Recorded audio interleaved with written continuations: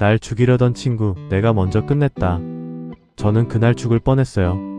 지금 이렇게 말하고 있으니까 살아있는 거지만 그 순간을 다시 떠올리면 아직도 손이 떨려요. 그리고 더 무서운 건 그게 사고가 아니었다는 거예요. 누군가 계획한 일이었어요. 그 누군가가 제 20년 친구였고요. 준영이랑은 고등학교 때부터 친했어요. 같은 반에서 만나서 대학도 같은 도시로 갔고 사회 나와서도 자주 봤어요. 결혼식 때 서로 사회 봐주고 애 낳으면 축하해주고 그런 사이였어요. 제 주변 사람들도 다 준영이를 알 정도였어요. 작년 가을이었어요. 준영이가 같이 등산 가자고 했어요. 갑자기 연락이 온 거였는데 요즘 머리도 복잡하고 바람 좀 쐬고 싶다고 했어요. 저는 그냥 그러자고 했어요. 오랜 친구가 힘들다는데 같이 가주는 게 당연하잖아요. 당일 아침에 준영이 차를 타고 출발했어요. 산은 제가 잘 모르는 곳이었어요. 준영이가 골랐는데 사람이 별로 없는 조용한 곳이라고 했어요. 올라가면서 얘기도 하고 중간에 쉬기도 하고 분위기는 평소랑 비슷했어요. 근데 올라갈수록 경사가 가팔라지고 사람이 진짜 없어졌어요. 그리고 절벽 쪽 전망대 근처에 왔을 때였어요. 준영이가 저한테 가까이 서보라고 했어요. 사진 찍어준다고요. 저는 그쪽으로 몇 걸음 옮겼는데 발밑에 돌이 굴러서 순간 중심을 잃었어요. 동시에 뒤에서 뭔가 스치는 느낌이 들었어요. 손인지 팔인지 모르겠는데 제 어깨 쪽을 건드린 느낌이요. 저는 반사적으로 옆으로 몸을 틀었어요. 넘어지면서 무릎이랑 손바닥을 긁혔는데 절벽 쪽이 아니라 안쪽 바닥으로 쓰러진 거예요. 그게 다행이었어요. 준영이가 달려와서 괜찮냐고 했어요. 얼굴이 하얗게 질려 있었어요. 저는 그냥 놀랐나 보다 하고 넘겼어요. 근데 내려오는 내내 뭔가 이상했어요. 준영이가 평소랑 달랐어요. 말이 없어지고 시선을 잘 안 마주치고 제가 말 걸면 한 박자 늦게 대답하고 저는 그게 본인도 놀라서 그런가 싶었는데 집에 와서 샤워하면서 계속 그 장면이 머릿속에서 재생됐어요.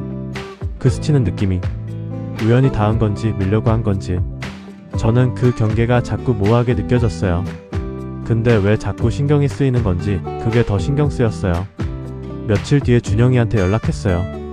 그날 일 때문에 몸 어디 다친 거 없냐고 안부를 물었어요. 준영이가 짧게 답했어요. 괜찮다고 너는? 라고. 평소라면 전화라도 했을 텐데 문자로 짧게 끊더라고요. 그때부터 찾아보기 시작했어요. 혹시 준영이 주변에 무슨 일이 있나 싶어서 공통 지인들한테 슬쩍 물어봤어요. 그러다가 한 명한테서 얘기를 들었어요. 준영이가 요즘 돈 문제가 심각하다고 사업에서 꽤 큰 손실이 났다는 거예요. 근데 그게 전부가 아니었어요. 그 지인이 덧붙인 말이 있었어요. 준영이가 최근에 생명보험을 새로 들었다는 얘기를 들었다고. 근데 수익자가 가족이 아니라 지인 이름으로 돼 있다는 게 이상하다고 했어요. 저는 그 말을 듣고 멈췄어요. 생명보험, 수익자, 그리고 저한테 갑자기 등산을 제안한 것, 사람 없는 곳으로 간 것, 그 절벽 근처에서의 그 느낌, 퍼즐이 맞춰지는 느낌이 드는 순간 진짜 무서웠어요. 저는 그날 바로 보험사에 확인할 방법을 찾았어요.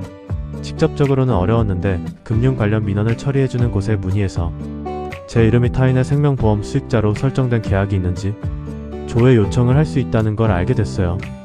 이게 가능한 이유가 보험 수익자 본인도 계약 내용을 알 권리가 있거든요. 조회 결과가 나왔어요. 준영이가 저를 수익자로 설정한 보험이 아니었어요. 반대였어요. 준영이 본인이 수익자이고 피보험자가 제 이름으로 된 계약이 있었어요. 제 동의 없이 만들어진 계약이었어요. 이게 어떻게 가능한지 싶겠지만 불법으로 타인 정보를 이용해서 계약을 만드는 경우가 드물게 있어요. 그리고 그게 발각되면 그 자체로 범죄예요. 저는 그날 경찰서에 갔어요. 진술을 다 했어요. 등산 당일 상황, 그 느낌, 보험 계약 조회 결과, 준영이 주변 상황까지. 경찰이 처음엔 확인이 필요하다고 했는데 보험 계약 관련 자료가 나오면서 수사가 빠르게 진행됐어요. 준영이의 금융 거래 내역이 들어갔어요. 보험 계약 시점, 등산 날짜 잡은 시점, 그 사이에 준영이가 검색한 내역 같은 것들이 수사 과정에서 나왔어요. 그리고 준영이 폰에서 관련 기록이 나왔다고 나중에 들었어요. 등산 코스 검색, 절벽 위치, 사람이 없는 시간대까지 계획이었던 거예요. 준영이가 소환됐고 조사 과정에서 처음엔 부인했어요. 근데 증거 앞에서 버티는데 한계가 있었어요. 살인 미수 혐의로 구속됐어요. 무단으로 제 정보를 이용한 보험 계약건도 추가 혐의로 붙었어요. 재판에서 실형이 나왔어요. 저는 판결 날 법원에 있었어요. 방청석에서 선고 듣는데 이상하게 울컥했어요. 억울해서도 아니고 후련해서도 아니었어요. 20년이라는 시간이 어떻게 이렇게 됐나 싶어서요. 준영이가 왜 그렇게까지 됐는지 저는 완전히는 몰라요. 돈 때문이라고 하는데 사람이 돈 때문에 친구를 죽이려 한다는 게 아직도 현실처럼 안 느껴져요. 근데 현실이에요. 제가 겪은 일이니까요. 제가 이 얘기를 하는 건 하나 때문이에요. 이상하다는 느낌이 들면 그냥 넘기지 마세요. 저는 그날 내려오면서 뭔가 이상하다는 걸 느꼈어요. 그걸 그냥 흘려보냈으면 거기서 끝이었을 수도 있어요. 직감이 신호를 보낼 때 무시하지 마세요. 저는 그 신호가 저를 살렸어요. 구독과 좋아요는 큰 힘이 됩니다. 막장 5분과 함께 특별한 이야기를 함께 해보세요. 우리 주변의 이야기를 빠르게 만나보세요.